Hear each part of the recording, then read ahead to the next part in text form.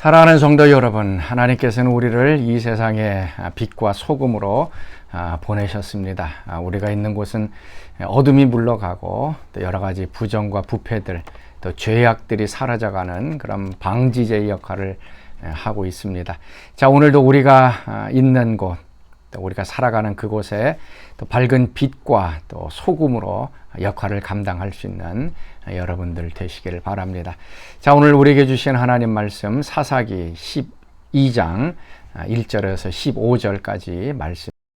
제12장. 에브라임 사람들이 모여 북쪽으로 가서 입다에게 이르되, 내가 암몬 자손과 싸우러 건너갈 때에 어찌하여 우리를 불러 너와 함께 가게 하지 아니하였느냐? 우리가 반드시 너와 내 집을 불사르리라. 입다가 그들에게 이르되, 나와 내 백성이 암몬 자손과 크게 싸울 때 내가 너희를 부르되 너희가 나를 그들의 손에서 구원하지 아니한고로 나는 너희가 도와주지 아니하는 것을 보고 내 목숨을 돌보지 아니하고 건너가서 암몬 자손을 쳤더니 여호와께서 그들을 내 손에 넘겨주셨거늘 너희가 어찌하여 오늘 내게 올라와서 나와 더불어 싸우고자 하느냐? 입다가 길르앗 사람을 다 모으고 에브라임과 싸웠으며 길르앗 사람들이 에브라임을 쳐서 무찔렀으니 이는 에브라임의 말이, 너희 길앗 사람은 본래 에브라임에서 도망한 자로서 에브라임과 므낫세 중에 있다. 길르앗 사람이 에브라임 사람보다 앞서 요단강 나루턱을 장악하고 에브라임 사람의 도망하는 자가 말하기를, 청하건대 나를 건너가게 하라 하면 길르앗 사람이 그에게 묻기를, 내가 에브라임 사람이냐 하여 그가 만일 아니라 하면 그에게 이르기를 시볼렛이라 발음하라 하여 에브라임 사람이 그렇게 바로 말하지 못하고 시볼렛이라 발음하면 길르앗 사람이 곧 그를 잡아서 요단강 나루턱에서 죽였더라. 그때 에브라임 사람의 죽은 자가 42,000명이었더라.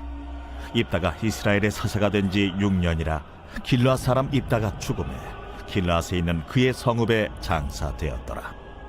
그 뒤를 이어 베들레헴의 입산이 이스라엘의 사사가 되었더라. 그가 아들 30명과 딸 30명을 두었더니 그가 딸들을 밖으로 시집 보냈고 아들들을 위하여는 밖에서 여자 30명을 데려왔더라. 그가 이스라엘의 사사가 된 지 7년이라 입산이 죽음에 베들레헴에 장사되었더라. 그 뒤를 이어 스불론 사람 엘론이 이스라엘의 사사가 되어 10년 동안 이스라엘을 다스렸더라. 스불론 사람 엘론이 죽음에 스불론 땅 아얄론에 장사되었더라.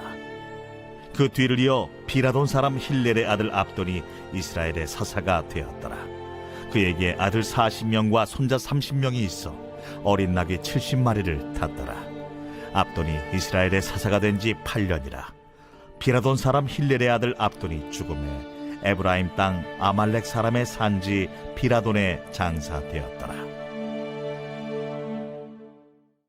자, 오늘 말씀은 입다가 암몬과의 큰 승리를 이룬 다음에 형제였던 이 에브람 지파와의 이 싸움을 이제 이야기하고 있습니다. 하나님께서 이 입다를 사용하셔서 이 암몬 족속을 이제 이겼습니다. 이제 이것을 이해하기 위해서는 이스라엘이 가나안 땅을 이제 정복하면서 땅을 분배했던 것을 우리가 기억을 해야 합니다. 이제 요단강 오른쪽에는 이제 두 지파 반이 있었습니다. 므낫세와 루벤과 갓과 므낫세 반 지파가 자리 잡고 있었고, 그다음 나머지 지파들이 이제 요단강 서쪽에 이제 자리 잡고 있었습니다. 이 암몬 족속은 바로 요단강 동쪽에 있는 곳에 자리 잡고 있었던 것이기 때문에 지금 입다가 속해 있는 이 길르앗, 이제 갓 지파가 있었던 그 지역입니다. 그러니까 그 요단 동편에 있었던, 그래서 암몬과 가까웠기 때문에 이제 길르앗 갓 지방이 지파가 자리 잡고 있었던 그 땅에서 이제 일이 일어났습니다. 에브라임은 이제 예루살렘 쪽이니까요, 요단강 이제 서쪽에 있는 것입니다. 어떻게 보면은 싸움은 이 동쪽에 있는 지파들이 이제 감당을 했던 것이고요. 전쟁이 이겼다는 소식을 듣고서 이제 에브라임 지파가 와서 이제 시비를 걸게 됩니다. 자, 1절 말씀 보면 이렇게 말씀하고 있습니다. 자, 에브람 사람들이 모여 북쪽으로 가서 입다에게 이르되 내가 암몬 자손과 싸우러 건너갈 때에 어찌하여 우리를 불러 너와 함께 가게 하지 아니하였느냐. 우리가 반드시 너와 내 집안을 불살이리라. 에브람 지파가 또 두 번째로 이제 입다와의 이제 분쟁이라 그럴까요? 전쟁이라 그럴까요? 왜 전쟁에 참여하지 않게 했느냐라고 하면서 이제 싸움을 걸게 됩니다.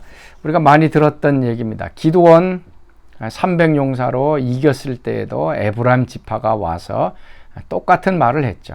전쟁에 승리했는데 왜 우리를 부르지 않았느냐라고 합니다. 그때 기드온은 대화를 통해서 문제를 해결했습니다. 끝에 참여했던 이 에브람께서 에브람의 끝물이 더 좋지 않느냐라고 하면서 그냥 대화로 그 문제가 이제 해결이 되었습니다. 그런데 입다하고는 이제 좀 상황이 틀렸습니다. 불을 지르겠다라고 하면서 아주 강압적으로 이제 나오자 이제 입다도 거기에 대항해서 이제 싸움을 이제 하게 되어집니다. 이 에브라임 지파는요, 그 기드온도 마찬가지였지만 항상 불평을 하는 그러한 지파였고 시비를 걸고 싸움을 하는 그런 지파였습니다. 자, 2절 말씀 보니까요. 입다가 그들에게 이르되 나와 내 백성이 암몬 자손과 크게 싸울 때에 내가 너희를 부르되 너희가 나를 그들의 손에서 구원하지 아니한 고로 나는 너희가 도와주지 아니하는 것을 보고 내 목숨을 돌보지 아니하고 건너가서 암몬 자손을 쳤다라고 얘기를 합니다. 부르지 않은 것이 아니죠. 에브라임 지파에게 가서 함께 싸우자라고 얘기를 했지만 에브라임 사람들이 도와주지 않았던 것입니다. 그러니까 이 에브라임 지파는요, 항상 불평을 하고 원망을 하고 그리고 항상 싸움을 걸고 시비를 거는 그런 사람들입니다. 일을 할 때에 참여는 하지는 않습니다. 땀을 흘리고 또 애를 쓰는 그렇게 일에 참여는 하지 않지만 일이 잘 된 다음에는 뒤늦게 와서 왜 자신을 부르지 않았느냐라고 하면서 항상 불평하는 그러한 족속들이 바로 에브라임 족속입니다.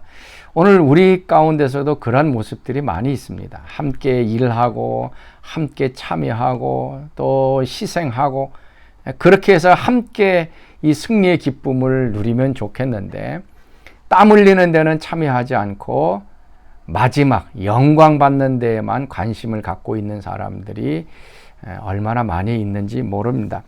어떻게 보면 이 에브라임 지파는 12지파 가운데 그래도 가장 강하고 사람도 많은 그런 지파입니다. 그렇기 때문에 어떻게 보면 형님의 역할을 이제 감당하고 있죠. 그렇기 때문에 이 에브라임은 항상 자신이 강하다라고 하는 것을 인정받기를 원했던 그러한 지파이고 또 자신을 인정하지 못했을 때는 또 불평하고 또 싸움을 거는 이제 그러한 사람들입니다. 마음속에 항상 영적인 만족감, 영적인 채움이 없기 때문에 이러한 불평도 나오고 다른 사람을 향하여 또 싸움을 거는 그런 모습들이 나옵니다. 자, 오늘 우리의 모습을 한번 잘 생각해 보십시다.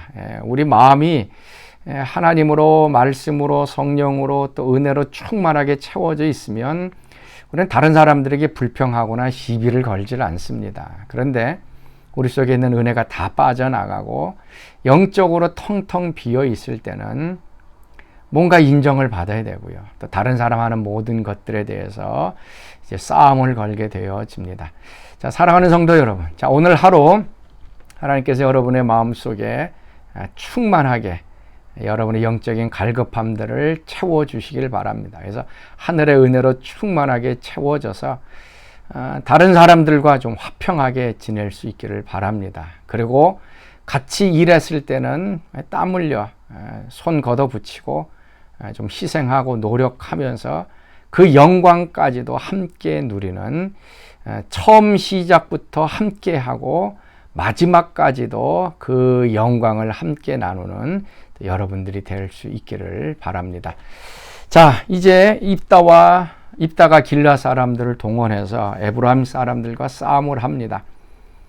암몬과의 싸움에서도 이게 참 처절하고 많은 사람들이 이제 피해를 입는데 이스라엘 지파들끼리 이제 싸움을 하는 일들이 일어납니다. 한 4만 명이 죽었다 그랬죠. 어찌 보면은 있어서는 안 될 그런 이제 비극적인 일입니다. 그래서 에브라임이 강한 걸로 생각을 했는데 길르앗 사람들이 더 강해서 결국 에브라임을 이기게 됩니다. 그때에 에브라임 사람들이 이제 요단강을 건너서 이제 싸움을 했다가 요단강을 건너서 이제 자신의 고향으로 돌아가려고 했을 때에 에브라임 사람들을 잡아서 이제 죽이는 일들이 나오는데요. 6절 말씀이 이렇게 얘기합니다. 그에게 이르기를 쉽볼렛이라 발음하라 하여 에브라임 사람이 그렇게 바로 말하지 못하고 십볼렛이라 발음하면 길르앗 사람이 곧 그를 잡아서 요단강 나루턱에서 죽였더라. 그때 이 에브라임 사람의 죽은 자가 4만 2천 명이었더라. 에브라임 사람과 이 길르앗 사람을 구분하는 그 방법 측정 도구가 무엇인가 하면 이 발음에서 나왔습니다. 아마 이 요단강을 중심으로 해서 벌써 이미 각 사투리라 그럴까요? 각 지파가 쓰는 그 언어들이 조금씩 달랐던 것 같습니다. 자, 에브라임 사람들은 애취 발음을 제대로 못해서 이제 쉽볼렛을 십볼렛이라고 이제 발음을 하게 됩니다. 그래서 그 발음을 한 사람 한 사람 하게 하고, 그래서 십볼렛 애취 발음을 제대로 하지 못하면 에브라임 사람을 알고 이제 죽이는 것입니다. 또 신약에 보면 이 베드로도 예수님의 대제사장 집에 붙잡혔을 때 그 말을 했을 때에 네 말이 갈릴리 사람임을 증명한다라고 했듯이 이 갈릴리도 이제 독특한 그런 사투리 아니면 그 억양을 이제 갖고 있었던 것 같습니다. 에브라임 사람도 마찬가지. 그래서 길르앗 사람과 다른 그 발음을 함으로 인해서 안타깝게도 4만 명의 사람들이 죽게 되는 일들이 일어납니다. 우리가 하는 말, 우리가 하는 그 발음에 따라서 우리가 누구인가 하는 것들이 이제 결정지게 됩니다.